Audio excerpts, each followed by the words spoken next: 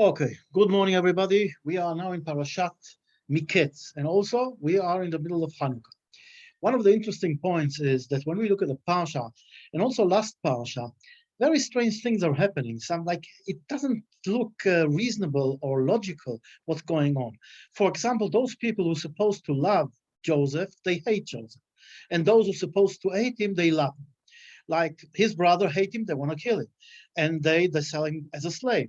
Like Potiphar, his master, and then Pharaoh, the king of Egypt, and all the others, all those goyim, they love him. They let's say admire him. They worship him. And also, when we look at the meeting of the brothers and the meeting of Yaakov and Esau, we see a lot of strange things in our parsha. Like Esau Arasha, the Esau that hates Yaakov, we see that suddenly when they meet a few 2 weeks ago when we were talking about it, they are cuddling and kissing, and there is a real love there. The Rashi even explains that normally Esau hates Yaakov, but at that moment there was love there, a real love, a true love. And it's interesting. And then when we look at the brothers, we see the brothers, they want to kill their own brother. And they are the tzaddikim. How does it go? When we look at the dreams, we look at the dreams of Pharaoh and really thinking about it in a logical way, not being very smart. The first dream is talking about what? Fat cows, thin cows. The thin cows eat the fat cows. The other one is talking about wheat, the big wheat, small, thin wheat. The thin wheat eats the tvuah, eats the what we're talking about. Even a stupid guy says we're talking here about food, about eating. We're talking about eating or good years, bad years, whatever, but certainly something in the direction of eating. We're talking about the river. They come out from the river. What is the river? River is life. River is water. And if there is water, there are fat cows. There is no water, there are thin cows. In other words, we're talking about a time that you have a lot and a time that you have very, very little. And the question is, how those wise people, the Chachamim of Mitzrayim, they don't see the real picture. Is it possible? And Yosef comes and he tells the dream in so simple, the solution is so simple. And then also, how could it be that in 1 minute, Pharaoh takes a slave from the dungeon and he puts him as the king of Egypt? Is this logical? And nevertheless, there is a law in Egypt that a slave cannot be in any, let's say, ruling position. Then let's look at the brother. They come to Egypt to take food, but one of the things they come is to find their own brother. And he's standing in front of them. So you say, okay, he was a kid when he left. They cannot recognize him. He's also dressed as a high minister. He's the second to Pharaoh. But let's think for a minute. There is a midrash that says that Joseph looked exactly like Yaakov. So when he was a kid with no beard, we can understand that now it has changed. But what has it changed to? If he looks exactly as his father, so now when you look at Joseph, what do you see? Spitting image of Yaakov. And then don't see it. Then we see all the actions that are being taken. Now, the ruler of Egypt, Joseph, second in command to Pharaoh, he's dealing with spies? Really? Is this not the job of the intelligent? He deals with those 10 brothers that come to Egypt and gathers them where, nevertheless, not to the intelligent office, but into his palace. And then he organizes them at the order that they were born. And then he also, the name of God is on his mouth. Then he sends them back and he puts the money back in their sacks. And the second time they come, they don't even check the sacks if the money is there, because already he did it once.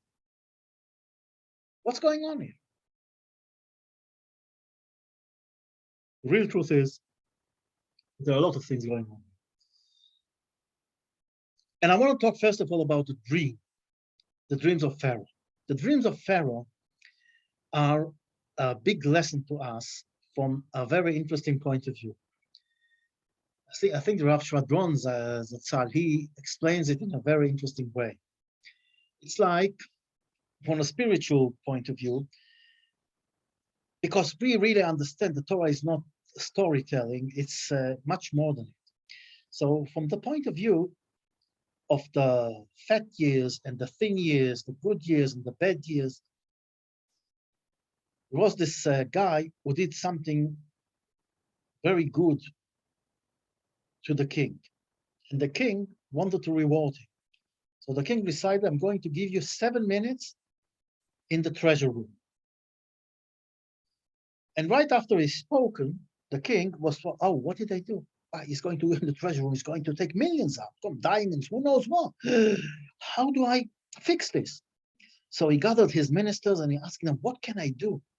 I did a stupid thing. I gave him 7 minutes in my treasure room. One wise minister came up, says, I know this guy. He loves music, really. He's a freak on music. He loves good music.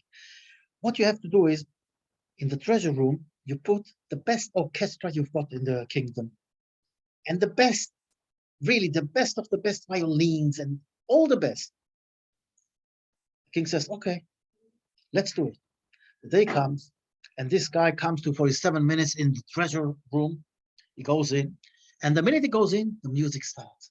And he just joined the music. Wow, what a beautiful music.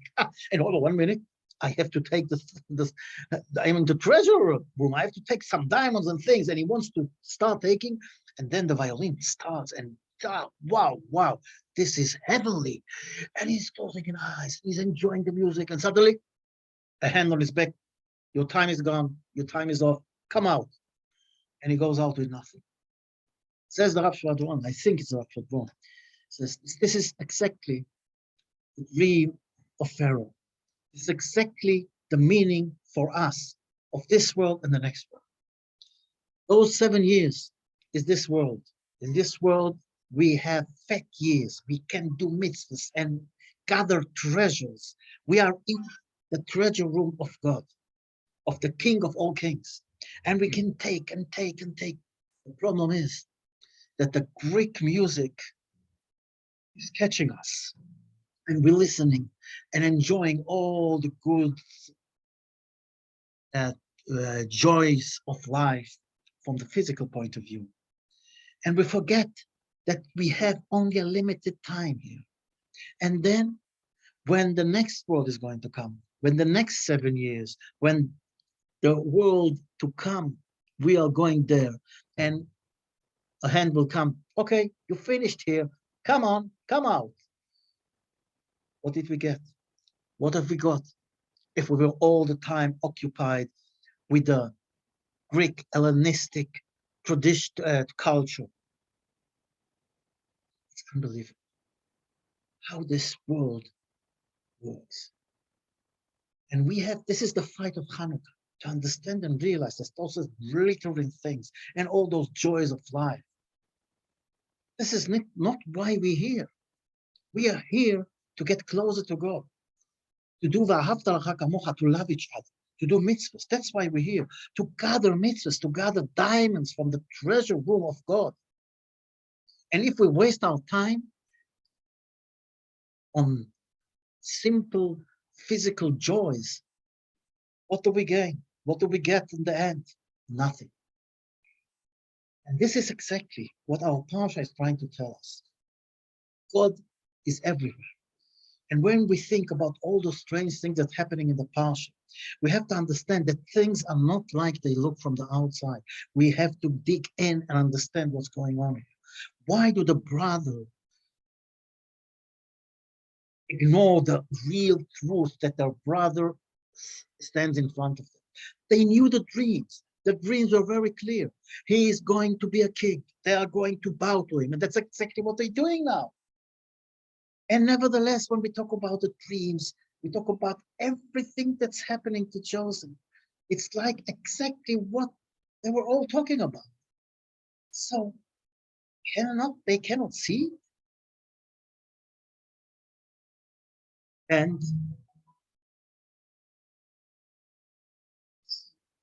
all those things that happen are really telling us that we have to look not only the surface, but what is in it. And the brothers, they were so sure that they were right in what they were doing, that they didn't want to see the truth. If we, a lot of times in life, we see what we want to see. Somebody is diabetic, is not allowed to eat things with sugar, but he looks at this cake, wow, this looks good. And it's written there, no sugar added.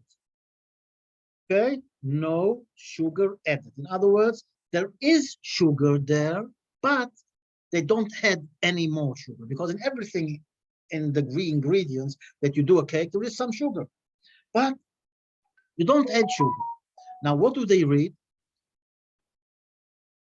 We did no sugar added. No, that they don't see the last word. They say no sugar, because that's what you want to see. And this is what you want to see. You see sometimes the truth in front of your eyes, but it's not suitable to your way of life. So you change it. You try to bend it. You try to translate it in a different way.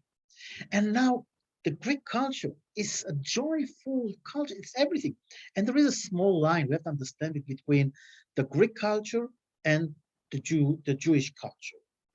It's written, Yaf Yafit Yefet Vaishkon Baalei Shem. In the Torah is written very clear that Yefet, which is the father of Greek, the father of this culture, this culture that puts the man in the center and the joys of life in the center, the physical joys of life. And he is going to dwell where? Among us, the Oalei Shem, with us. And he is with us. Because we all love good things, nice things. And we always try and convince ourselves that what we are doing is not only good from the physical point of view, but also from the spiritual point of view. And the question is, how do we check it? How are we preventing ourselves to fall in this darkness of Greek? And the real truth is that each one of us got the truth point inside, says the Rav this. And if we listen to ourselves, we will know what is right and what is wrong. And when we look at the Greek culture and all those glittering things and all those joys of life, we have to understand there is no problem for us to enjoy life, to have a nice car, a nice house, a nice spouse, a beautiful holiday, good clothes. It's no problem, as long as those are means for us to get to our target, which is getting closer to God. But the Greek culture, all those joys of life, they are the target. They are the mission. This is what I want to achieve. And that's the small, big difference. When what you think in life, your task in life, your mission in life is to get more money and more joys, physical joys, this is going to lead you to the darkness that looks right now like light, but it's really darkness. But if you understand and realize that all the tools and all this beautiful world is there for you to take it as tools to get closer to God, and the mission is not the tools, but getting closer to God. That's the small difference. From the outside, it looks the same. Both people are going to holiday. Both live in nice homes. Both have money.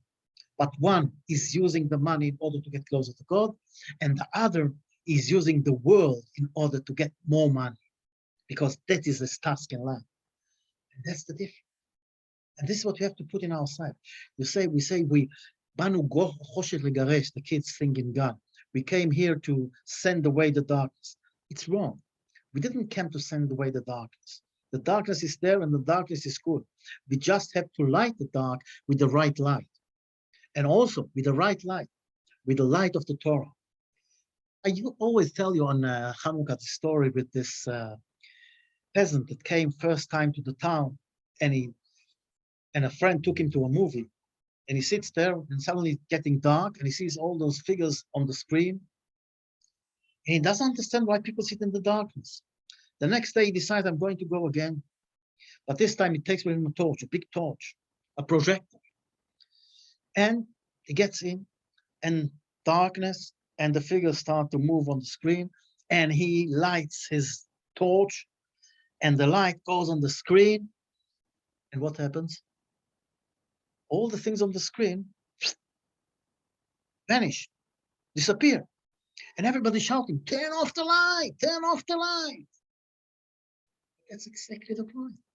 The movie is all those beautiful joys of life. And we sit in the darkness. The minute that somebody turns on the light of the Torah, and we see the truth, what do we say? Turn off the light. We want to go on enjoying. But this is the fight of Hanukkah. This is what the Parsha is telling us. The brother couldn't see the truth because it meant that they were wrong. It meant that they didn't see the right picture. It meant that they did an evil thing, which we're going to see next week, when they will realize and understand, when Joseph is going to say to them clearly, I am Joseph, they will collapse. The whole world will collapse. We don't want this to happen to us. We want to use Hanukkah in a good way. We want to understand what it's all about. It's all about the light that shines in the darkness. It's all about the truth behind things. And the truth is in the light of the Torah and not anywhere else. And when we see the dreams of Pharaoh, and we realize that this dream is telling us so much. And why couldn't the Chaltumim, the wise people of Egypt, see the truth behind the dreams? Well, again, the simple reason that the brothers of Joseph couldn't see Joseph, because they didn't want to see Joseph. And with the case of the Chaltumim, sometimes in life, we look for a solution, a complicated solution. And this reminds me of a whole story about the space agency. And when there was this race to space, and one of the problems they had, that you have no gravity in the spaceship. And then what happens, sometimes you're like this, sometimes you're like this, and you cannot write with a pen because the ink doesn't come out. So they invested millions and made a pen that can write in any situation. Special mechanism takes the ink out in any position, in any situation. No gravity, with gravity. Till a few years ago, they used to sell it on planes. What did the Soviet Union do in the same thing? They didn't have the money of the Americans. You know what they did? I tell you what they did. They used a pencil. A pencil also writes in any situation, upwards, forwards, however you want, in any cold water, whatever. Didn't cost them anything. This is the way of looking at things. Sometimes it's so simple, but you complicate things because you don't believe it's so simple. It is very simple to see the right light in life. And this is the time of Hanukkah. The time of Hanukkah is here in order to show us this is a capable time for us to see the truth and to work on it and to do the job in the right way. When we sit around and look at things and we see what we want to see, let us think for a minute, is this the real picture? Or let us look inside. Let us think about the real truth, even if sometimes it's not exactly what we would like to do, what we would like to see, because it means that we have to change some things. And again, the light of Hanukkah is here to show us the light, the truth. And I'm saying it again, We have other religions that they think that in order to be a spiritual person, you have to separate yourself from the physical life, separate yourself from the joys of life. Mistake. God brought us to this world in order to enjoy what he gave us. Those are all tools for us to do the job in the best way. And if we don't use the tools, we are stupid. In other words, if you separate yourself from the physical world, what have you done? Why did God bring the neshama here down and put it in the body? In order for the body to do, to make, to use this world. Yes, we get married, we bring kids to the world. We eat, we drink. We use all the facilities of this world. That it will be for us the tools to do the mitzvahs in the best way we can. And if sometimes we need holiday, a vacation, of course you have to take the vacation. But it's not the vacation you want.